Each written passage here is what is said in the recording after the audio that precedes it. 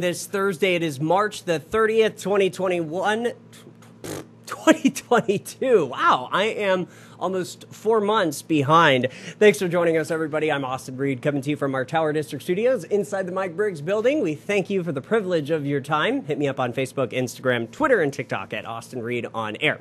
Hey, super excited for our first guest here in the noon hour today. You know, we've got a big election that's just days away now. And last week here on Central Valley Talk, we introduced you to Elizabeth Heng. And today we are talking to Lourin Hubbard, who is running for Congress. For Congress. Woohoo! Hey, buddy, how you doing? I'm doing pretty good. Hang it in there. Welcome. Thank you for accepting my invitation. I reached out to you, and you got right back to me. And I'm excited to Happy to be here. Yeah, introduce my viewers to you. So let's start from the beginning.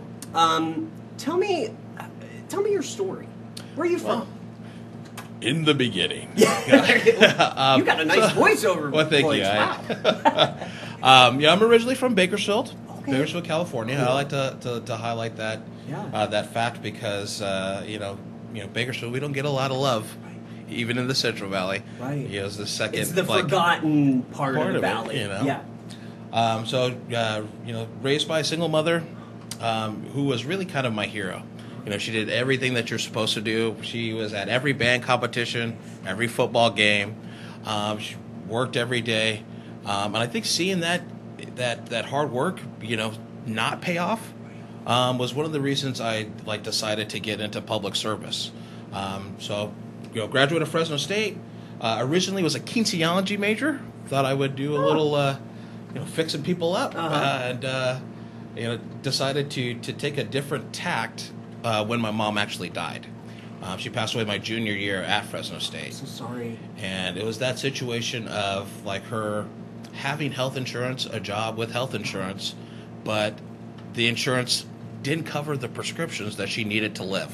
So she was rationing her medication, and at the same time, which is the devastating part of it, is same time she can't afford her prescriptions, she's still oh, baby, I'm going to send you $100 for some gas money, And just that kind of mom. That kind of mom. Mm-hmm. And, I was I can't be the only one that thinks this is not the America that we're promised. If you work hard, you get ahead.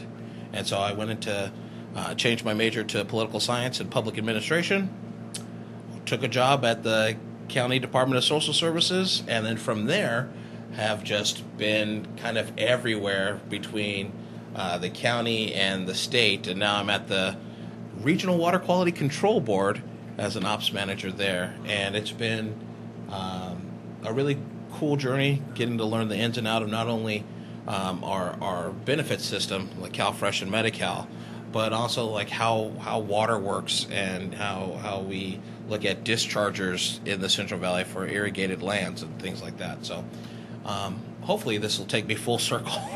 So obviously, Devin Nunes, that this is the seat that you're running for, right? Yes. So he went to go work for Trump. This is, I guess, if you get elected, this will be, about a year term? Not even. Not this even, will be wow. at longest, I think, 8 months. Okay, months. so it's kind of quick. Why the Congress run? I think for me, when I look at the last 20 years of congressional representation that we've had from Devin Nunes, one thing is clear. For all the talk that he did for bringing water to the Central Valley, now that I work in the field, I can tell you all the ways that he did not. And water being the lifeblood of not only our economy here, but we need water to live. And looking at that and looking at the lack of representation that we've had, I think it's time that someone says, I'm not in it for myself. I don't even care if I get reelected. But while I'm here, we are going to actually have someone who's going to highlight these issues that we have on a national platform. The fact that we grow a quarter of the country's food, but rank second in the nation in food insecurity is abysmal. The fact that out of every 3.5 people in Fresno are living in poverty is abysmal. Yeah, that's disgusting to hear. So, that's just some of the things that I would use the national platform to highlight. 2016, we heard a lot about Flint, Michigan, and all the stuff going on over there.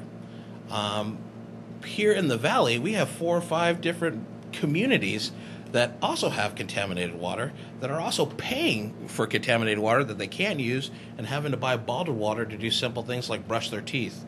And I don't see that on the news every day. I don't barely see it in special coverages from like newspapers and stuff like that now. So I think, using the apparatus of a congressman to highlight those issues, to bring attention to those issues and awareness to issues that, are life and death to people is something I want to do. Tell me a little bit about, highlighting not just Fresno, but the outlying communities, because, even down to Bakersfield, right? Highlighting Delano. How important are these small towns? How important are they to the valley? Well, talking about these smaller communities, they are, predominantly communities of color. One of my charges at the Regional Water Quality Control Board is racial equity officer. And that's one of the initiatives that the state has started, is to look at some of the ways that we have not been the best to certain disadvantaged communities in terms of water resources and water rights. So the majority of the workers that pick the fruits and vegetables, the nuts that we grow, are from these outlying communities. And so, if you look at places like East Orosi or Seville, Matheny Tract, some of these communities of color, that is where the labor force of the giant agriculture industry that we have here comes from. And if they're doing things like they can't get clean water, the labor's not going to be that great. People are going to move on, and so that's one of the things that I want to highlight. I do have to ask you, obviously we have the situation in Ukraine right now. It's just a nightmare. Any thoughts on that? I mean, obviously, I'm sure you've been following it. Oh, yeah. Well, one of the things that I do want to kind of, congratulate or give my appreciation to President Biden is not escalating the situation. Even though he's asked every day, hey, we're going to set up a no-fly zone, he's been very, but meticulous in answering that question of, if we do set up a no-fly zone, this is the consequence. That involves active engagement with Russia. And so I'm really appreciative that we haven't taken that step. I think the economic sanctions are doing their purpose. It does take a little bit of while for the pain to be felt, but I think that they're doing their purpose. I am kind of disappointed in the media, really, in the sense that we've had peace negotiations ongoing for at least the last few days, and those don't seem to be highlighted. It seems to be the focus on, what about World War III? What about World War III? And I've noticed that too. Let's talk about the situations that are going to get us to stall hostilities. Yeah, you're for peace. Absolutely. In the region. Okay, I got to ask you a little bit about, as we, if you can give me 3 things that you would like to accomplish in your first week. Well, the first week, I have already planned out a litany of legislation to introduce on the floor. All right. One of those being, the introduction of a bill to eliminate federal tax on overtime, and bonuses up to $10,000 a year.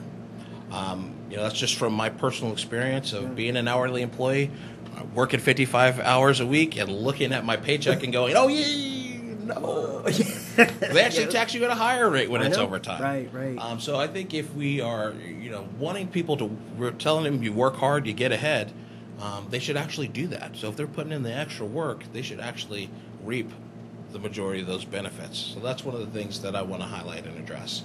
Another thing that's kind of from my experience at CalPERS, the California Public Employee System, was the windfall elimination provision in the government pension offset of Social Security that affects our firefighters, correctional officers, police officers, and teachers.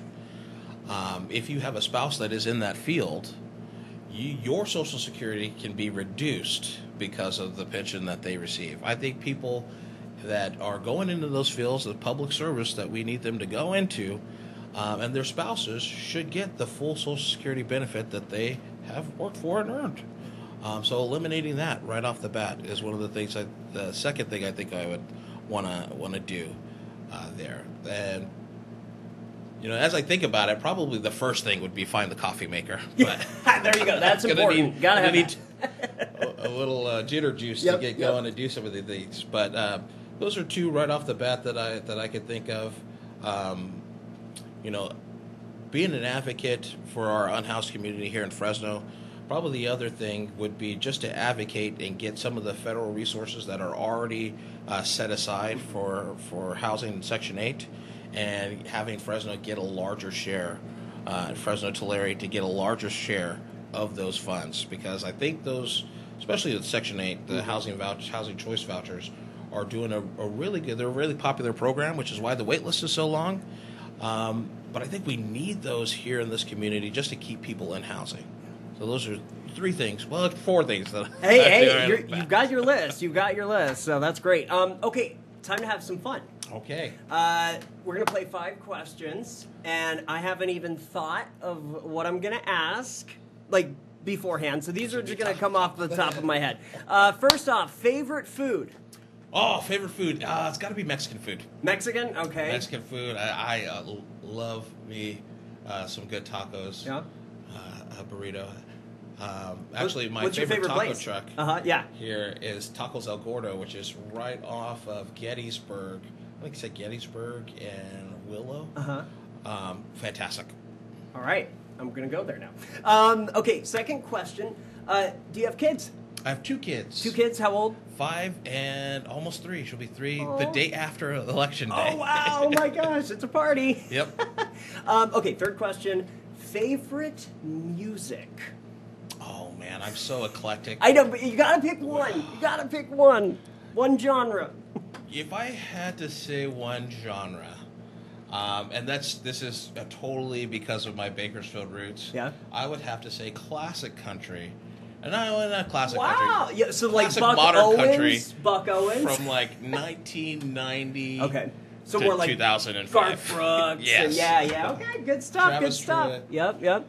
Yep. Question 4, favorite sports team? Oh, I'm a Dodgers man. Big Dodgers man. Go LA. Yeah. All right. Final question. Oh, I know. Did you watch the Oscars this past weekend? I did watch Okay.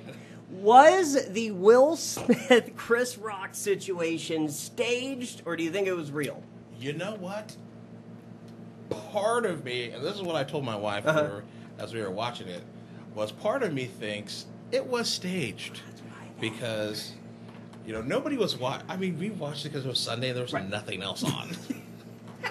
But, the Golden Globes I think they had the last Golden Globes.